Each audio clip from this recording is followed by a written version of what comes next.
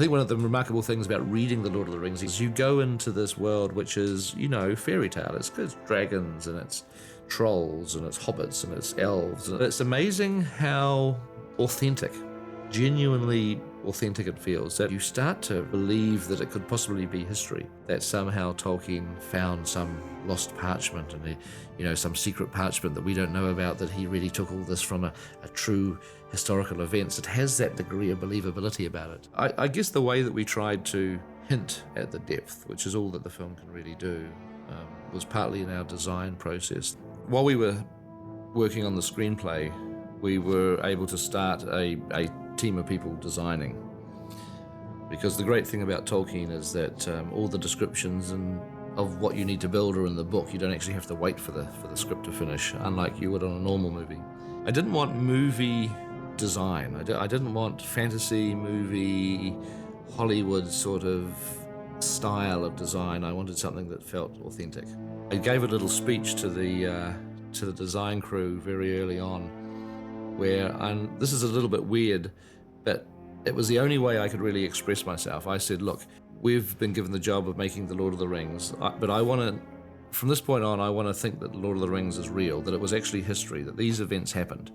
And more than that, I want us to imagine that we've been lucky enough to be able to go on location and shoot our movie where the real events happened. Those characters did exist and they wore costumes, and I want the costumes to be totally accurate to what the real people wore. Hobbiton still exists. It's overgrown with weeds and it's been run down and neglected for the last 300 or 400 years, but we're going to go back in there and clean it up. We're the luckiest film crew in the world. We were able to shoot in the real locations that these real events actually took place in, and that was effectively my speech, to try to get everybody's head into what I actually sort of wanted in terms of a feeling of reality. You basically start thinking about what the places and the characters look like, and you realize that there's 40 years of artwork that people have done. And out of all the illustrations, all the artwork that's been done in calendars and books and, you know, album covers and all sorts of things, the work of Alan Lee and John Howe impressed us the most. We had their artwork literally pinned on the wall of our office for 12 to 14 months while we were working on the screenplay. But I also thought it would be wonderful if we actually had these guys involved in the film as conceptual artists, because we had, by this stage, totally locked into their artwork. And I remember it was incredibly difficult to find Alan Lee, who's a fairly reclusive chap, and nobody really had a phone number for him. So we eventually tracked him down to a small village near Dartmoor in England. We put together a package and we FedExed us to this address, and we were tracking the FedEx. But we were literally tracking the van moment by moment. Jan, our assistant, was on the phone and she was saying, right, the van's about 50 miles from the village. And then she phoned back, yes, it's arrived in the village, it's just looking for a street. And then we got a call back from FedEx saying, yes, so it's been delivered. And we knew at that exact moment that Alan had signed for this thing at his front door and he'd got it. He sent over a copy of Heavenly Creatures, which I'd heard of, which hadn't seen, and enjoyed very much, with a letter telling me what he was up to, and asking if I'd like to get involved. We thought, oh, well, he'll probably get in touch in a day or two. Okay, well, at least it's there. We'll just wait and see. And about 3.5 hours later, Alan phoned up. He got our phone number, he phoned up, and 3.5 hours, he'd sat down, he'd watched Heavenly Creatures all the way through, he'd watched Forgotten Silver all the way through, and then he picked up the phone and spoke to me. I didn't really need to think about it, actually. I just sort of said, yes, I'll come out. And John Howe was similar. We tracked down John Howe, who lives in Switzerland. I spoke to John on the phone, and I was just nervous on these phone calls. I was just like a kid. It was about 2 or 3 in the morning, because somebody in New Zealand hadn't really thought about what time it was in where we lived in Switzerland. And there was Peter and Fran on the phone, making a very, very sincere sales pitch for the project. And it was really a question of waiting for them to finish so I could say yes. And then in the space of probably within 2 or 3 weeks, Alan and John were flying to New Zealand, and they actually met each other for the first time. These are 2 renowned Tolkien artists that had never met each other before. They met each other on the plane flying to New Zealand. It started off very much on an illustrator's level, where it was nothing but pencils and paper, meetings, ideas, sketches. And we joined in with Weta's team of designers as well, who'd already been working on the project. A vital person in the design process was Richard Taylor, who's a New Zealander, and Richard's worked on almost every film that I've made, certainly since Meet the Feebles. And Richard has the most wonderful team of designers who work with him at Weta. And, you know, as Alan Lee and John Howe were working on their conceptual design, so too were Richard and his team. Initially, we had Alan Lee and John Howe working in our facility as well. Because they were here, we were able to utilise their immense knowledge of the world of Middle-earth and lift our young New Zealand designers to a level that was capable of accomplishing the massive task ahead. I wanted Grant Major to design the film, and Grant had worked with me on Heavenly Creatures and The Frighteners. New Zealand has never done a project on this sort of scale before. I'd never done a project on this scale before. So we were sort of breaking new territory a lot with the way we planned these things and keeping a large amount of people motivated and able to meet deadlines and keep up a standard of work through a very, very long period of time. I wanted Dan Hennah to be our art director, who'd done The Frighteners. You know, very important that those guys are part of the New Zealand film industry. They know how to get that stuff made and built here in New Zealand. The design process was a lot of fun. I would simply go and walk around and talk to them and give them thoughts, and you just narrow things down. Peter will come in and we'll put a whole bunch of drawings up on the wall, a couple hundred drawings that we've been doing over the past few days. We'd each have 2 or 3 different takes on any particular environment. I sort of tend to like, I relate quite well to that as a silhouette shape. I mean, do you know, I think it has a sort of elegance to it.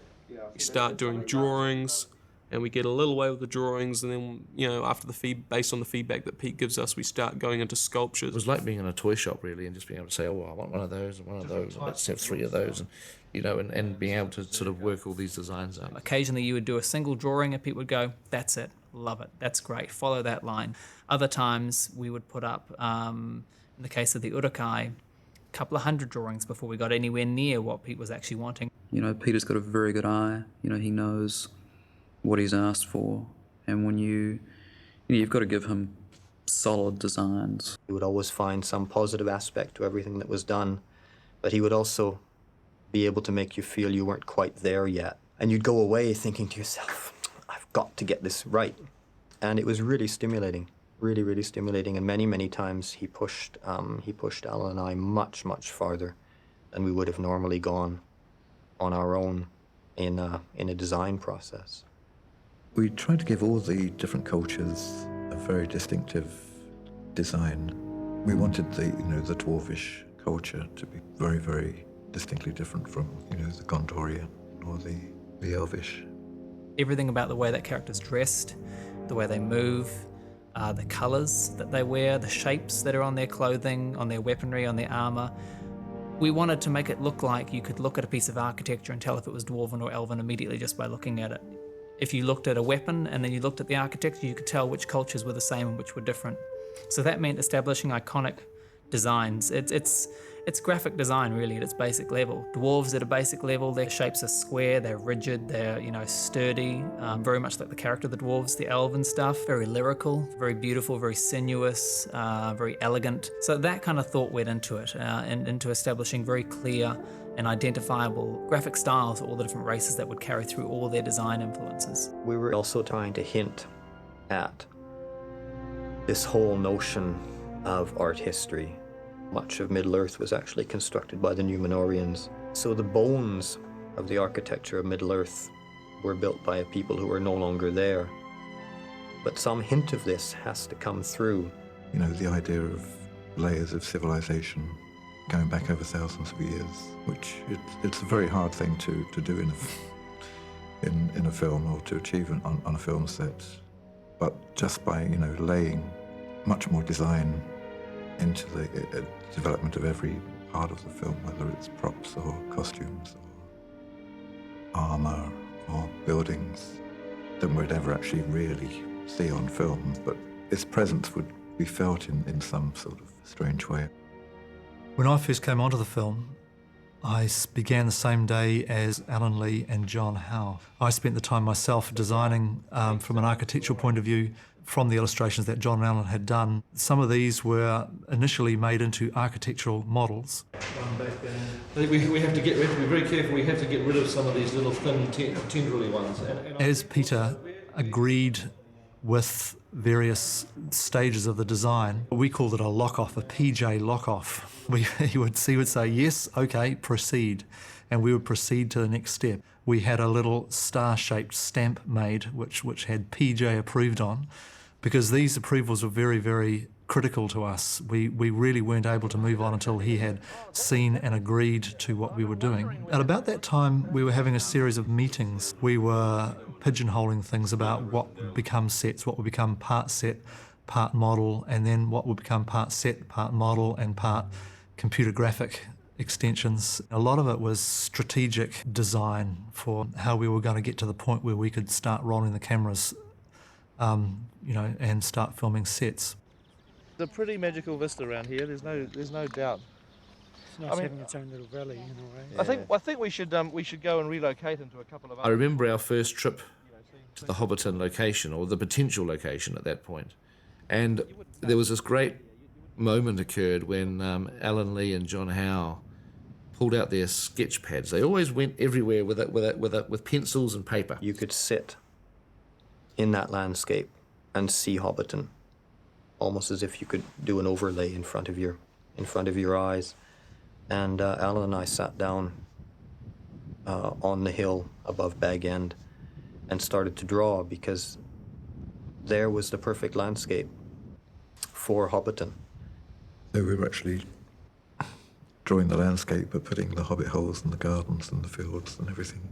So they were transforming the landscape on paper, and I just thought this is a great moment. And I remember we had a video camera there, so I actually grabbed the video camera because I thought this has got to be on the DVD, and I grabbed the video camera and I actually filmed myself. I filmed some stuff of them, in this moment where they were sketching. Yep. Let me just get a close up in here, and then I'll let you get this still. And the final look of the finished set, I don't know, a year later or whatever, was quite close to those original sketches. The style of Hobbiton was first and foremost to be homely and familiar. So it has a kind of an Englishness to it that I think Tolkien would have liked us to use. We talked to Peter and he said, why don't Hobbiton? We want Hobbiton to look beautiful. It's got to have long grass. It's got to look as though the grass has been there forever. It's got to have fruit trees with fruit on them. It's got to have hedges with leaves on them. It's a big place. How much lead-in time do you think you need to make it look as though it's always been there? We said, well, a year would be good. Okay, yeah, I think we could do a year, and so we started planning from a very early age with Hobbiton that we would begin construction a year out from filming. Okay, so today we're going to Hobbiton, and sort of briefly, actually, Peter, this is the first time Peter is having a look at our work. Since we found the location, we've conceptualised it with Peter's involvement back in Wellington.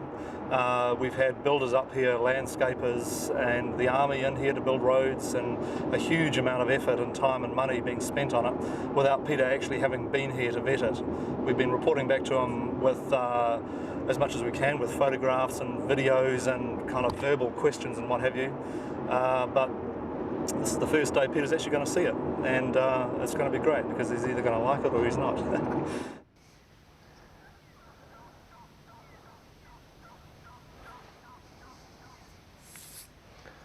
Yeah, it's good. I mean, we just need to get a lot of bushes and sort of make it more wild and woolly and sort of overgrown. But are they a few little bushes that are going down there? They're doing gardens. Right. But I've told them just to keep putting bushes in until Christmas. Yeah. It's all around the chimneys, all around this stone wall. Yeah. Along the fence lines and things ought to be scrubbed. The fence lines, there should be stuff all around the fence lines, yeah, you don't want those to be too clean. And as part of the sort of general process of building it, we built a model of it in our art department computer. Parallel to this, we built a huge architectural model. It would have been, 4 or 5 metres square. This would have been about a year and a half out from filming. Once we'd found the location and worked out what we required there, we had to shift 5,000 cubic metres of earth, we had to drain a swamp, fill it in, make the party field, we had to build a big oak tree above Bag End, and then of course we had to build some sort of little hillocks to have hobbit holes. And we cut into our little hillocks the fronts of where the hobbit holes were going to be. We sowed grass over the hills. We planted little market gardens and we planted trees. Another little hobbit hole. Feel like knocking on the door and popping in for a cup of tea. Second breakfast, perhaps.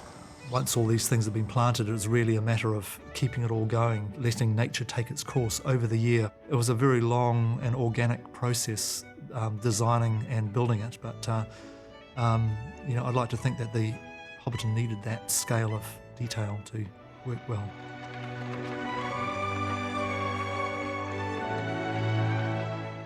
John and I, obviously, we each had quite a backlog of work that we'd done with these stories. So there were certain images that Peter had really liked. A good example is the front hall of Bag End, because Peter had in mind an image that I'd done for a map of the Hobbit several years before. That was just the most brilliant image of what the inside of the Bag End front hall might be like.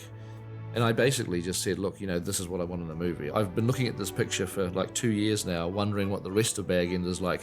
So can you please draw me the rest of Bag End? And he did it, and that was a great thrill of saying, taking this hallway and then having the actual artist, John, extend it and do all the other rooms.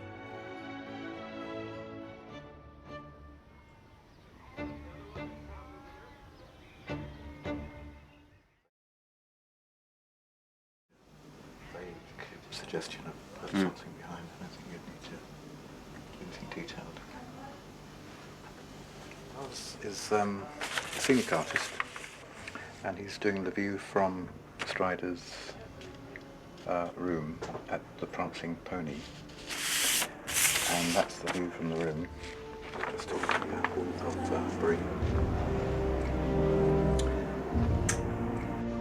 Bree was a lot simpler to design than many of the other ones because it was relying a lot more on vernacular English period architecture. We built most of Bree as a set piece, so it only exists in one instance as a computer-generated wide shot. So we built it in what used to be an old Navy base here in Wellington in Fort Dorset, and used one or two existing streets on which to build the set. We worked on making everything quite tall, quite thin, slightly off plumb as it were, so the buildings all felt as though they were leaning in over you. And then the Prancing Pony itself, that whole scale issue once again came into play, where all the tables and chairs were big, all the people were huge, and our little guys were sort of slightly vulnerable, and so everything, there was a darkness, a slightly gothic edge to Bree.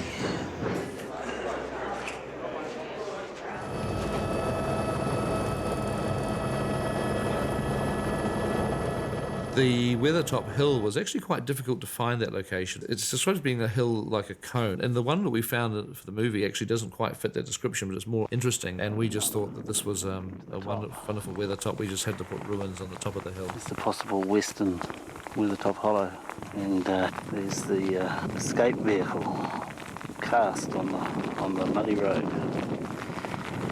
Oh, it's going to be a long walk.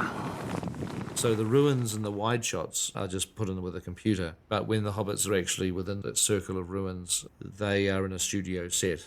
Basically, it's a ruined tower that once held one of the Palantirs. We've built, really, from the Tolkien's basic description of the ruins of a circular tower.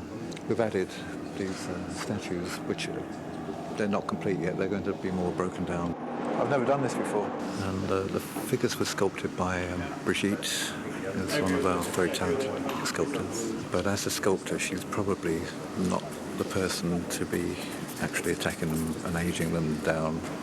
I guess they just sort of represent some element of the age of of this place, but they're also kind of like a brooding presence, a kind of foreboding of what's about to happen. Spectators, really, of the events that can unfold in this arena.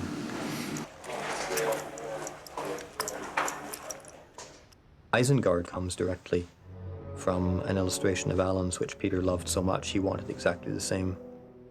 But Alan had only drawn the bottom portion. I always looked at that painting wondering what the rest of the tower was like.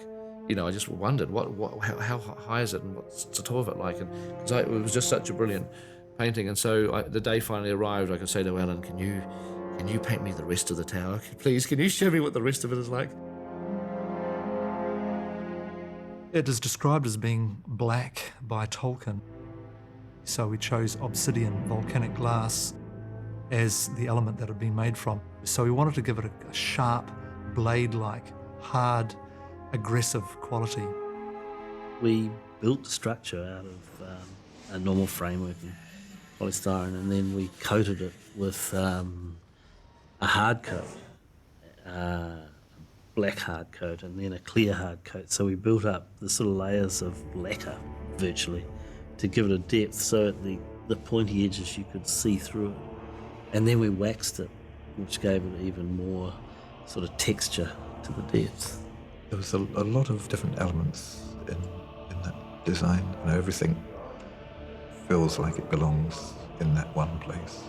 And it was another really satisfactory set to work on. It wasn't a place I particularly wanted to spend the night, but it would be a nice place for a very sophisticated cocktail party. Yeah, at the moment I'm just trying to draw this as a landscape, just exactly as I would if I were, sitting in a wood drawing something for pleasure, and then kind of adding in the various architectural elements that I'm kind of making up as I go along. Really, I'm just trying to get a feeling of the place as it is and its potential as a place for the elves. How do you define a culture which could be eternal, that could be forever perfecting itself? You have to search for some form of simplicity which can allow you to stop evolving and find that perfect line. It's the use of natural forms. It's the use of flowing, graceful lines.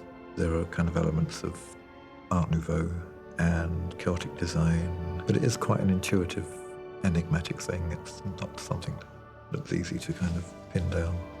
With Rivendell, I think I was trying to create a place that I'd want to retire in. It's just this ideal environment in a beautiful Lost Valley, and the whole thing would feel slightly kind of melancholic and quiet, and also you get the sense that it was a centre of learning, that there'd been libraries and statues, works of art. The Rivendell exterior sets were built in a small regional park called Kaitoki, just north of Wellington. It's a sort of peculiar set in that it's inside out, so the trees grow inside the buildings are built around the trees. It's very much as Lothlórien was, at one with nature, at one with its sort of foliage. And we made a model of the woods and placed every tree, and then just made a small scale versions of the buildings, and just worked out a way that we could place the buildings in a way that wouldn't damage any trees, and that the buildings would have kind of openings which allowed for the trees to grow, so that you'd feel that the trees had grown up around these buildings which have been there for 1,000 years or so. Yeah, it was just one of those places that I personally wanted to spend a lot of time. I even thought about sleeping overnight in Frodo's bed, but I don't think the props people would have been quite happy about that. The next major thing was the interiors of Elrond's chamber and the council chamber, which was built in the studio. And again, that was a very lovely set. The dressing of Elrond's house reflects Elrond having this world-renowned library in his house. it also forms in part a museum of all these significant events, and in particular the fall of Barad-dûr for the first time and the loss of the ring. So this is manifested in a lot of sort of prop detailing, but most of all in Narsil, the broken sword is present and as a centerpiece in this museum, and also along the walls are a series of paintings or frescoes, one or two of them done by Alan Lee. They basically were the history of the elves, and they're the most beautiful, stunning pieces of artwork.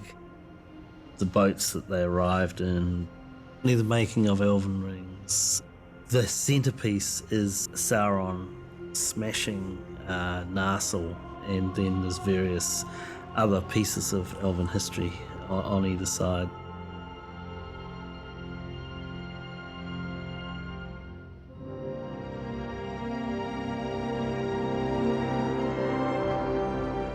The Mines of Moria was probably the most studio-based out of everything we had done to date. We used miles and miles and miles of rock work. There's various layers of occupation, you could say, and there's this natural layer of rock. There's this dwarven layer. There's this orcish layer that we see more and more of as we go through. There's this destruction layer where battles have happened, battles have been lost. You know, the closer we get to where the Balrog lives, the more smashed up it is. The dwarvish architecture, we decided, was going to be entirely geometric, that there wouldn't be any curves or any rounded forms, any round arches, so that it would all feel very kind of crystalline. And that design ethic was kind of followed through into the armour and the weapons and every aspect of the dwarves, really. I think they're big people at heart. They were, you know, had a grand civilization, and they, you know, just felt right that they would build enormously impressive structures. Much of it's manifested through model work. You know, as soon as we go mega wide, obviously that's way bigger than what we could afford to build and our studios could accommodate. So, you know, the CG and model work plays a large part in the immensity of the Mines of Moria.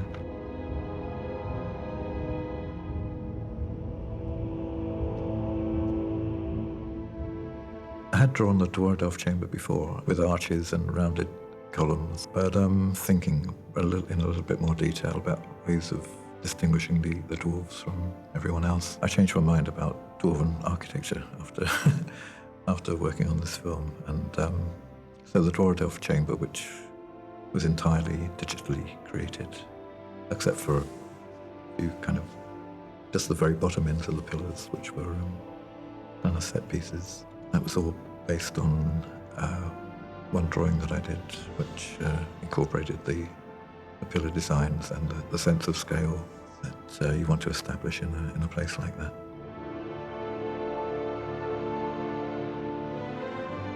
In the screenplay that we wrote, it describes the Fellowship fleeing from the first appearance of the Balrog. The script says something like they run down some stairs and across the bridge of Khazad-dûm. And Alan Lee went away and drew the stairs. And what he brought back to me was kind of pretty mind-blowing. It was more than just what I was imagining a staircase to look like. It was this incredible cavern, an image of this cavern with this narrow staircase on the top of these huge viaduct-like kind of pillars. In the course of drawing that, I thought, well, I'll just make a little break or two in that staircase. And then Peter really latched onto that. I just looked at this hole in the stairs, and I started to sort of imagine other things happening around that hole. And that really was the seed of what ultimately became, you know, one of the most extended sort of action set pieces in the entire movie.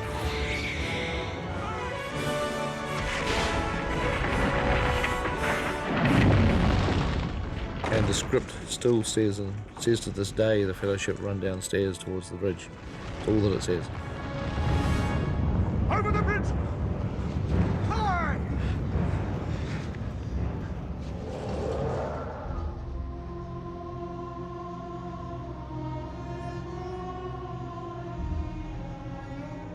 Good morning, Paul. Hello. What are you working on? Caras Galadhon, the Lothlórien woods, where the elves live. There's gonna be a little Frodo and crew somewhere in here. Camera will kind of pull back from them to reveal the city. Palace, rather. Tolkien's descriptions of Lothlórien are amongst the most beautiful and enigmatic writings in his work. So it was really quite a big challenge trying to come up with something that would match those. I wanted Lothlórien to be, obviously elvish, but to have a distinctly different feel. And the fact that it's built up in treetops is obviously going to be a huge part of that difference. We also wanted it to feel slightly more unworldly, otherworldly, and more mysterious, and probably a more kind of spiritual place, as though Lothlórien is the spiritual heart of the elven kingdoms on Middle-earth. We needed to find a forest that had that beautiful, magical essence to it, but also had these huge trees, which of course we don't have huge trees quite like these in New Zealand, so we had to build some trees. And we did it up at Paradise with a beautiful moss-covered ground in the beech forest, and then we built 5 huge, like 16-foot diameter trees that went up 40 feet odd into the air. Once they've made contact with the elves, you move on into Caras Galadhon, this is where the melon trees are. So we essentially built the melon trees in the studio. And gave them great big root structures that the guys could have a little settlement under, their sort of pavilion. I think there was that essence that the elves were at one with nature, with the forest. They were part of it, as opposed to being dominating it. They were working with it. Whereas we would have gone in with a chainsaw and cleared a place and built a house, they've done the opposite. They've gone in and worked with the trees and added staircases and put in flats that they could live on in perfect crotches of trees, things like that. Galadriel's Glade was quite a nice little set. This was our first look at the actual Lothlórien trees, and was trying to kind of establish the look of the roots and everything.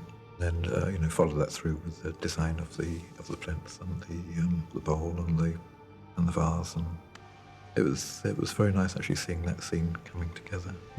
Galadriel has always been a hugely important character for me in the books. So to see Kate Blanchett standing in Galadriel's Glade was very, very nice, very exciting.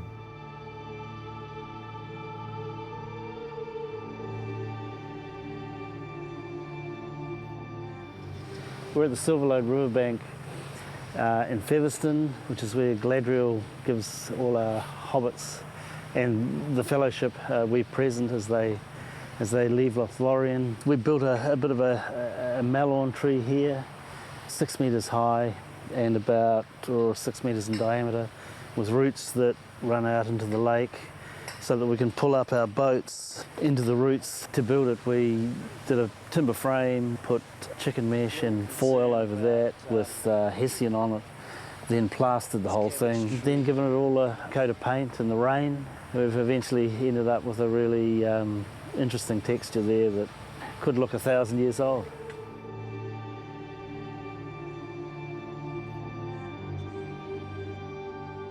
From the moment we see the Argonaths, we're sort of on the outer reaches of what used to be the empire of the Númenóreans, as they were in the Second Age. Now the Argonaths were like 2 sentinels on the outside of one of the approaches to this huge empire. We wanted to give the feeling that we were, we were entering the realm of this very, very ancient civilization, long past its prime. It's like kind of ancient Rome or Egypt or Mesopotamia. It's almost as if you're digging things out of the ground rather than actually creating them. The ruins themselves are based on the architecture of men, some of which we had seen before, for example on Weathertop. So we kept back a lot of our ruined pieces, knowing that we were going to need them later on in the filming. And we made a few new ones, like this gigantic face that was lying on its side. The seeing seat itself at the top has got these eagle motifs, suggesting that because eagles have this acute vision, that's kind of connected with what Frodo's going to see. New Zealand doesn't have a lot of ancient stones and stuff around the landscape. Everything had to be introduced, and it's mainly made of polystyrene. But I think it, did the trick really. It just made you feel that you were in a very, very ancient land. Are we going to have like sort of big pumpkins and sort of stuff? And, where you have a little guy kind of who's just scored a good cheap bloody buy. Propping for the film is an industry in itself. The film demanded a particular type of prop that you just don't get in the prop shops or antique shops. So we had to build up our own props department and build everything from scratch. We also had to do it because of scale. We were constantly needing to duplicate different props at different scales. A huge amount of stuff had to be made, and it meant designing everything, the whole thing. Absolutely crazy. But I think this is one of the strengths of The Lord of the Rings, is because everything had to be designed. There were no shortcuts. There was no sort of going out and picking something off a shelf. Had to put a bit of thought into it. We've lengthened that, put a bit more of a curve in it and straightened the bowl, so you've got it down in this sort of position. The bowl is actually straight.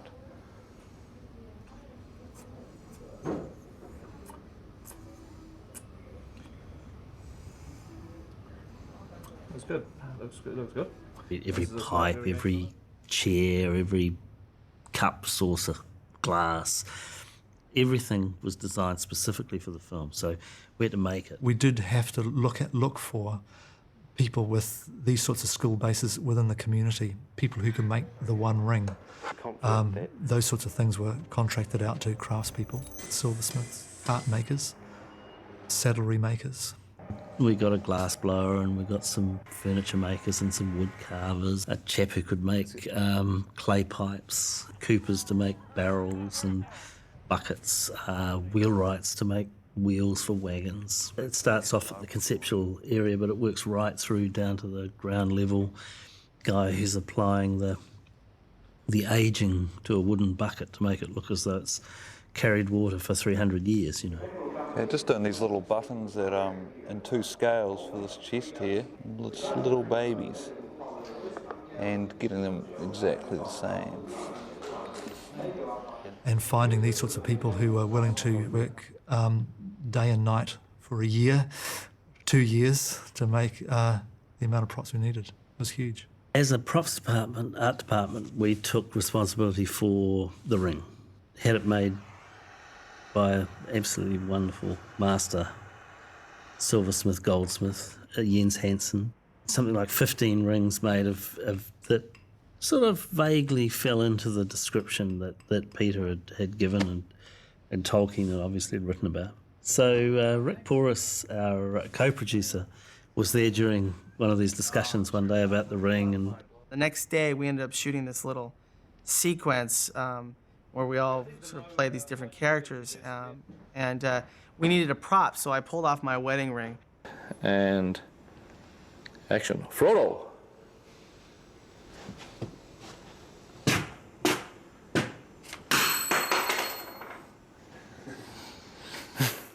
When we were done, I said, Pete, I actually think that, obviously I'm biased, but I really like the way my wedding ring looks. And, everyone loves their wedding ring. But anyway, it had a sort of shape to it that just had a nuance that was slightly different from the others. And so we took that with us the next time we went to Jens Hansen to talk about the design of the ring. And making some adjustments after that. They kind of rounded it off a bit, but sort of they used that as, I guess, a basic starting point for the one ring. And action.